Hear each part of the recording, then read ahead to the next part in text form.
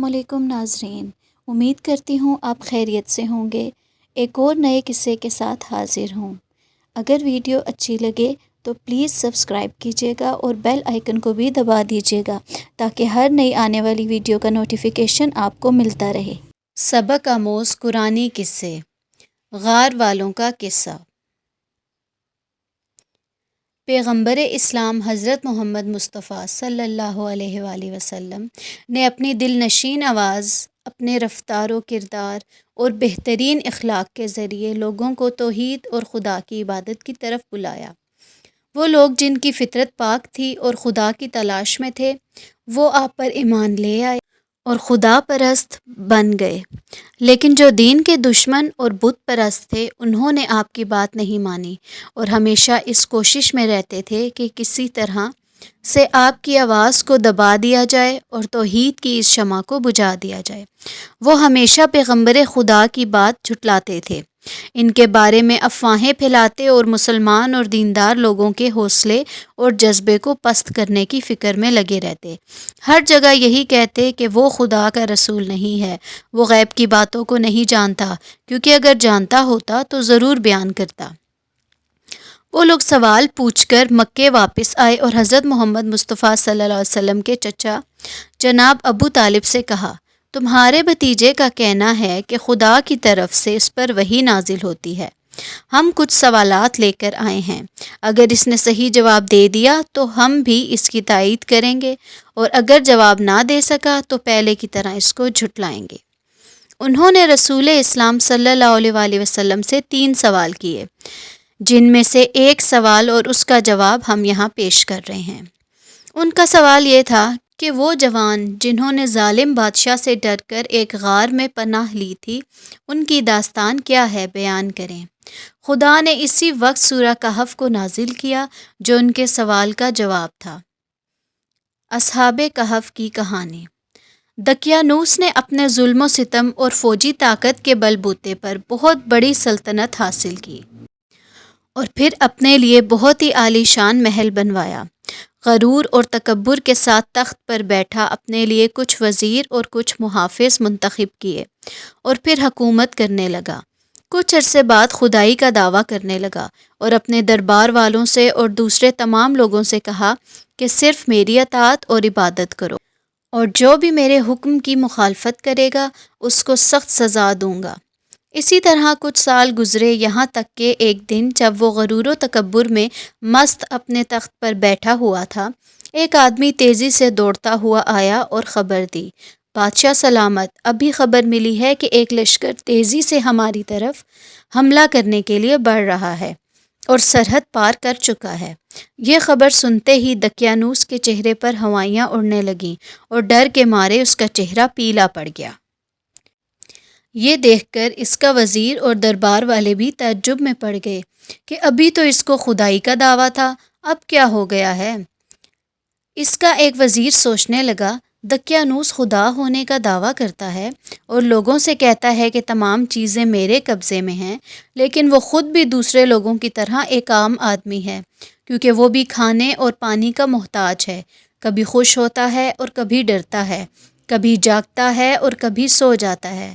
یہ سب کام تو خدا کر نہیں سکتے اور یہ خدا کی صفات نہیں ہو سکتی۔ کچھ دن بعد اس کے دوسرے دوست اس سے ملنے اس کے گھر آئے اور دقیانوس کے خدا ہونے کے سلسلے میں باتیں ہونے لگیں۔ اس نے اپنے دوستوں سے کہا، دوستو، بہت دنوں سے میں اپنے اندر ایک تبدیلی محسوس کر رہا ہوں، جیسا میرا بیدار ضمیر مجھے باتیں کر رہا ہو یا میری فطرت مجھے نور اور روشنی کی طرف لے جا رہی ہو۔ اس حالت نے میرے اوپر اتنا اثر کیا ہے کہ نہ کچھ کھایا جاتا ہے اور نہ ہی نیند آتی ہے۔ آخر یہ کیا ہو گیا ہے؟ ہمیں بھی بتاؤ، اس کے دوستوں نے کہا۔ دوستو، جب میں آسمان کی طرف دیکھتا ہوں اور اس کائنات کی وسعت اور عظمت کے بارے میں غور و فکر کرتا ہوں کہ ان چاند، سورج اور ستاروں کو کس نے پیدا کیا ہے، جب میں زمین اور دوسری مخلوقات کے بارے میں غور و فکر کرتا ہوں تو سوچتا ہوں یہ سب کیسے پیدا ہوئے؟ یہ پہاڑ، صحرا، ہریالی، دریا اور مختلف قسم کے جانور کس نے بنائے؟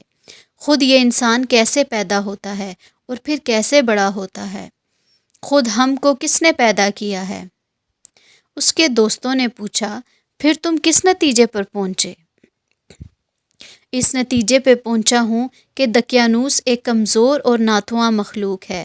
وہ صرف خدا کا دعویٰ کرتا ہے، ورنہ حقیقی خدا وہ ہے جو حکیم، عالم اور اس پوری کائنات کو پیدا کرنے والا ہے۔ اس کے دوستوں نے بھی اس کی بات پر غور کیا اور پھر سب نے اس کی تائید کی۔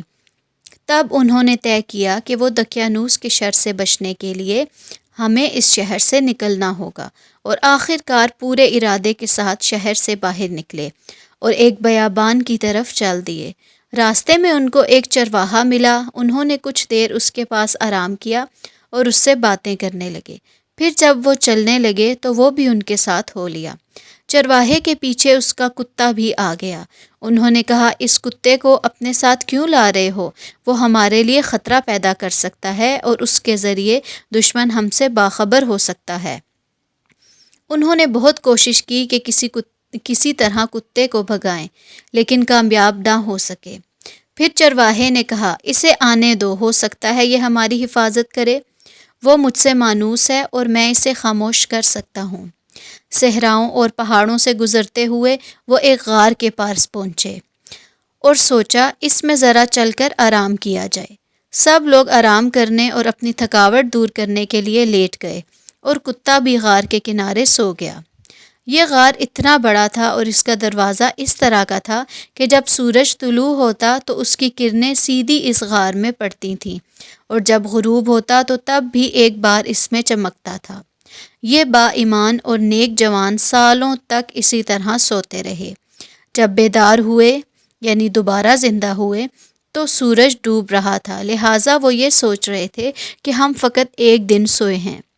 پھر ایک دوسرے سے پوچھنے لگے، ہم کتنا سوئے ہیں؟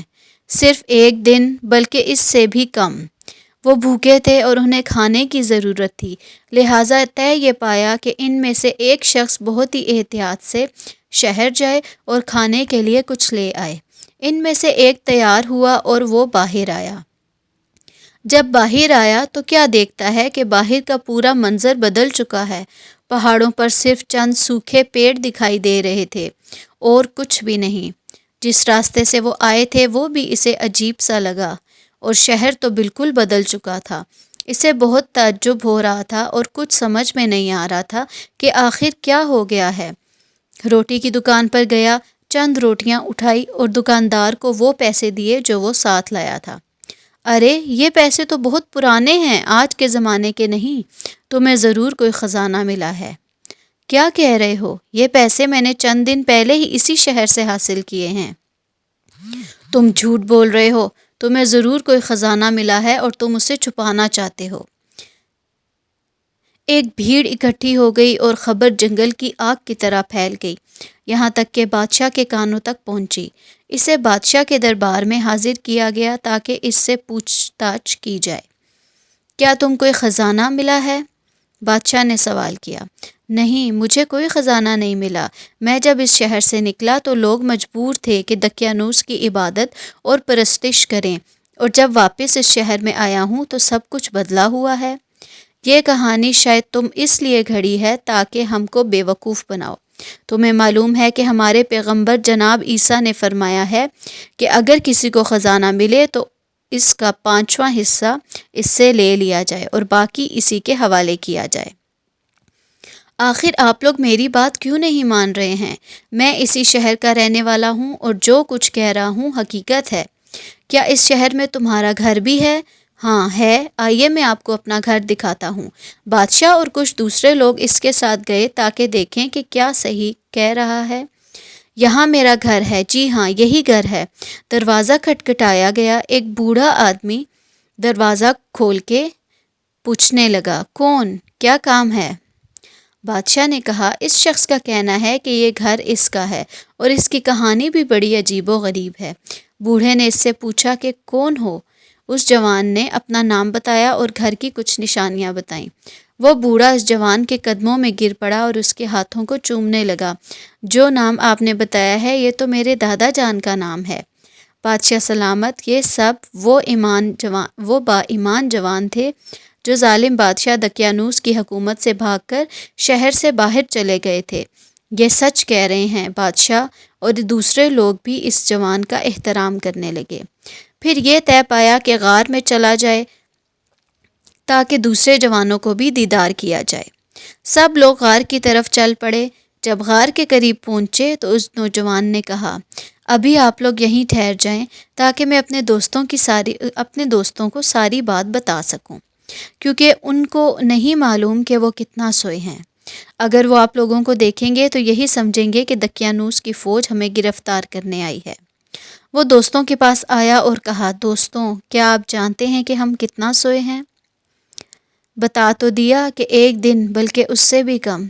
نہیں دوستو، بلکہ ہم لوگ 309 سال تک سوئے ہیں۔ دقیانوس بہت سالوں پہلے مر چکا ہے، اور اس کے بعد خدا نے ایک پیغمبر بھیجا ہے جس کا نام عیسیٰ ابن مریم ہے۔ خدا کے حکم سے وہ بھی اب آسمان پر چلے گئے ہیں، اور اس وقت کا بادشاہ اور لوگ سب اسی پیغمبر کے ماننے والے ہیں، اور سب لوگ آپ کے دیدار کے منتظر ہیں۔ اس کے دوست تعجب سے اس کی باتیں سن رہے تھے۔ ان میں سے ایک نے کہا، تم کیا کہہ رہے ہو؟ کیا یہ چاہتے ہو کہ ہم لوگوں کے لیے عبرت بنیں؟ پھر کیا کیا جائے؟ آؤ سب خدا سے دعا کرتے ہیں کہ دوبارہ ہم کو اسی طرح اپنی بارگاہ میں بلا لے۔ انہوں نے دعا کی، خدا نے ان کی دعا قبول کی، اور پھر سے ہمیشہ کے لیے سو گئے۔ جب بہت دیر ہو گئی اور وہ باہر نہ نکلے تو بادشاہ اور اس کے سپاہی اس کے اندر آئے۔ دیکھا کہ سب کے سب اس دنیا سے جا چکے ہیں۔ بادشاہ نے حکم دیا کہ اس غار کو ایک عبادت گاہ کی شکل دے دی جائے تاکہ قیامت تک کے لیے یہ یادگار رہے۔ یہ واقعہ اس بات کا سبب بنا کہ جو لوگ قیامت اور دوبارہ زندہ ہونے کا انکار کرتے ہیں، وہ لوگ بھی مان گئے، اور انہیں یقین ہو گیا کہ یقیناً جس خدا نے پیدا کیا وہ موت دے گا اور دوبارہ زندگی بھی دے گا۔ پیارے دوستو، اگر آپ کو میری یہ ویڈیو پسند آئی تو پلیز لائک اینڈ سبسکرائب کیجیے گا، اور بیل آئیکن کو بھی دبا دیجیے گا، اور پلیز اپنی پازیٹیو فیڈ بیک ضرور دیجیے گا۔ اللہ حافظ۔